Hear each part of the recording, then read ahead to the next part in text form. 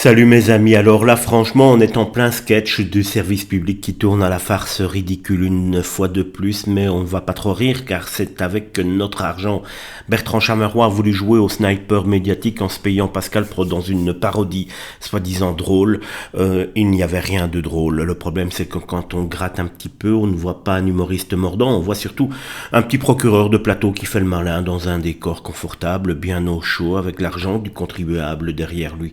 C'est ça qui fait mal puisque il tape toujours dans le même sens. On aimerait bien qu'il représente la majorité, enfin l'entièreté des Français et pas les Français qu'ils veulent être sur le devant de la scène. Le numéro était censé être satirique, il était surtout raté. En réalité, c'était surtout une séquence lourde, caricaturale, bourrée de mépris, avec cette vieille obsession de certains plateaux télé.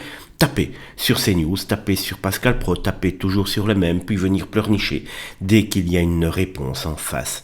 Et la réponse, justement, Pascal Praud l'a envoyée sans vaseline. Il les a qualifiés de grotesques et pathétiques, et pour une fois, beaucoup se sont dit qu'ils n'avaient peut-être pas tort, parce que il faut quand même un sacré culot pour donner des leçons. Faire la malin à l'antenne, se déguiser, tourner tout le monde en ridicule et ensuite s'étonner que ça riposte. Le fond du problème est là. Une certaine télé publique adore distribuer les claques, mais supporte très très mal d'en recevoir une seule. Chameroy se croit intelligent, comique, piquant, insolent, corrosif, mais à force de vouloir faire le clown militant, il finit surtout par ressembler à un chroniqueur sous perfusion idéologique, plus occupé à flatter son camp qu'à faire rire vraiment.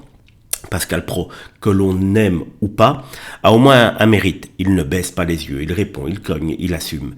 Pendant que d'autres jouent les artistes engagés à géométrie très variable, lui renvoie le service avec intérêt. Au fond, cette histoire résume parfaitement la télé d'aujourd'hui. D'un côté, les donneurs de leçons persuadés d'être brillants et d'avoir toujours raison, de l'autre, des gens qui en ont ras-le-bol de ce mépris permanent. Chameroy voulait faire son petit buzz sur le dos de Pascal Praud. Résultat, il s'est surtout pris un énorme retour de flamme.